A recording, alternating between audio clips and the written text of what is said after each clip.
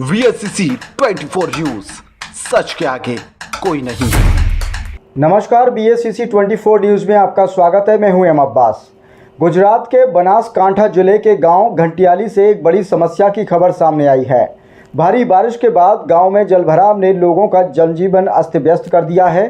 पानी भरने से मुख्य रास्ता पूरी तरह से बंद हो गया है, जिससे बच्चों को स्कूल जाने में भारी दिक्कतों का सामना करना पड़ रहा है। ग्रामीणों का कहना है कि वे रोज़मर्रा के कामों के लिए बाहर तक नहीं जा पा रहे हैं। पानी भरे रास्तों से न केवल आवाजाही ठप हो गई है, बल्कि बीमारी फैलने का भी खतरा मंडरा रहा है। ग्रामीणों का आरोप है कि पंचायत और प्रशासन पूरी तरह से सोया हुआ है और बार बार आवेदन देने के बावजूद न तो रास्ता सुधरवाया गया है और न ही कोई ठोस कदम उठाया गया है। गांव के लोगों ने कहा कि आज तक कोई अधिकारी उनकी समस्या सुनने तक नहीं आया।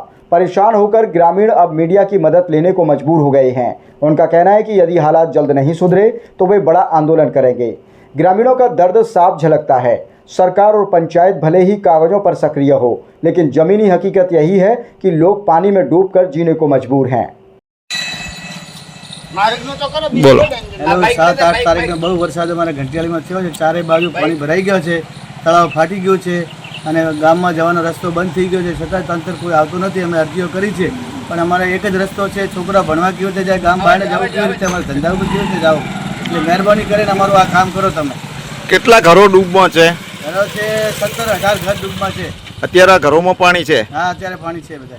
બરાબર। અને તંત્ર દ્વારા કોઈ સહાય કે એવું કંઈ થયું? ના, કોઈ નથી સાહેબ, બીજી કાંઈ। આજે કઈ તારીખ થઈ? 14 તારીખ। બોલો। આથી કરીને ઘંટિયાળી ગામમાં 7, 8, 9 તારીખ સુધીનો વરસાદ છે અને પાણી બરાબર રોડ ઉપર ભરાયેલો પડ્યો છે। કોઈ તંત્ર જાગતું નથી। અમે ખૂબ અરજીઓ કરી અને તોય પણ કોઈ માનતું નથી। આ પાણીનો નિકાલ કરો, મહેરબાની કરે। શું તકલીફો થઈ રહી છે? પાણીની હેડવાની માર્ગની વ્યવસ્થા નથી। પાણી ભરાયેલો પડ્યા છે।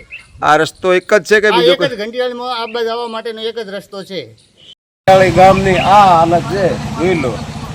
ઘંટિયાળી ગામ એવું છે કે એક જ રસ્તો છે, ઘંટિયાળીથી બાર ગામ જો, સ્કૂલે જો કે કેવા પણ જો, ઘંટિયાળીનો રસ્તો એક જ છે। અત્યારે ભરેલો છે, 2.5 થી 3 ફૂટ પાણી અત્યારે ચાલુ છે।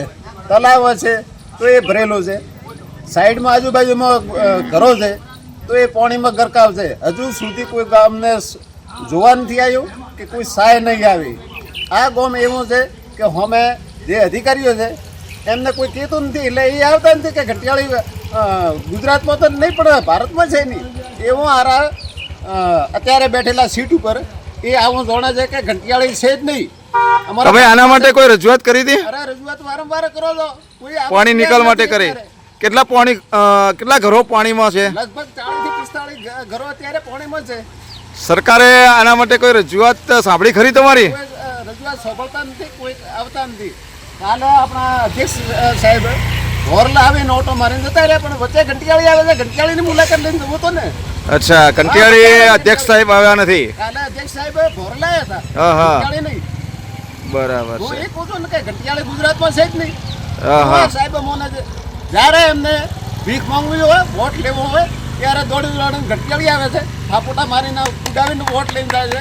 અત્યારે આવી હાલતમાં એક પણ અધિકારી આવવા તૈયાર નથી।